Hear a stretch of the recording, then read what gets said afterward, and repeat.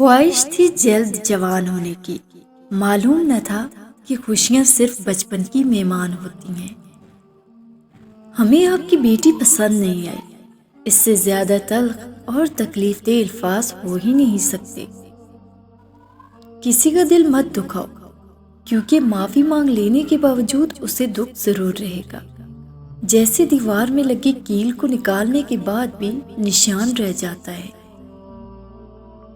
رشتوں کے بازار میں آج کل وہ لوگ ہمیشہ اکیلے ہی پائے جاتے ہیں جو دل اور زبان کے سچے ہوتے ہیں۔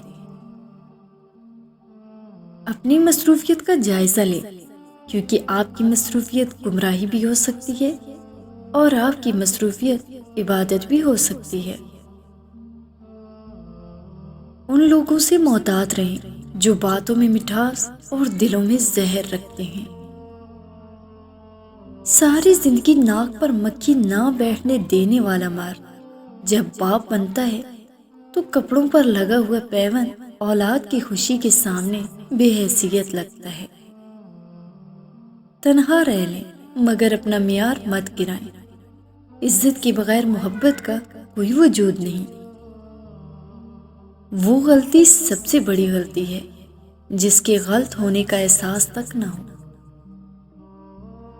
سب سے بڑی بے حیائی حیا کے فلسفے کو عورت تک محدود کرنا ہے۔ مخالفت ڈٹ کر کریں لیکن منافقت کبھی نہ کریں، کیونکہ مخالفت جرأت مند، دلیر اور خاندانی لوگ کرتے ہیں، لیکن منافقت بزدلوں اور بد نسلوں کی صفت ہے۔ 10 چیزیں جنہیں آپ ابھی اپنی زندگی سے نکال دیں۔ نفرت کو چھوڑیں اور پیار پر توجہ دیں۔ ماضی کو بھول جائیں اور سبق سیکھیں۔ یہ سوچنا چھوڑ دیں کہ لوگ کیا کہیں گے، اور اس بات کی فکر کرنا چھوڑ دیں کہ لوگ خوش کیسے ہوں گے۔ منفی باتوں کو چھوڑ دیں اور مثبت سوچیں۔ فضول گوئی سے اجتناب کریں۔ جو لوگ آپ کو نیچا دکھانا چاہتے ہیں ان سے راہ فرار اختیار کریں۔ غصہ چھوڑ دیں، طاقت امن میں ہے۔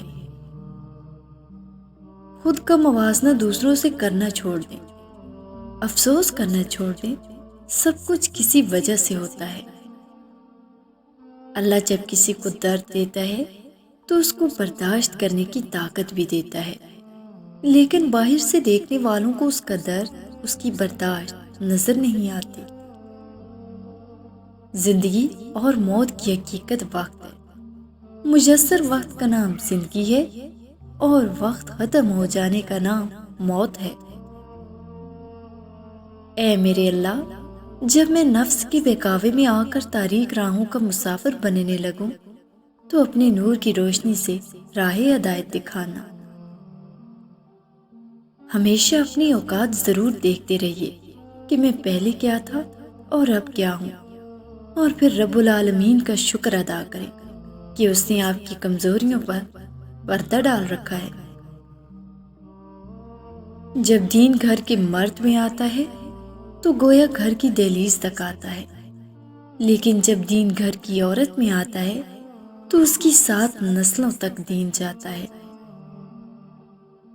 رشتے توڑنے کا مشورہ تو کوئی بھی دے سکتا ہے، مگر رشتے نبھانے اور ان سے جڑے رہنے کی ترغیب کوئی باشعور اور حساس انسان ہی دے سکتا ہے۔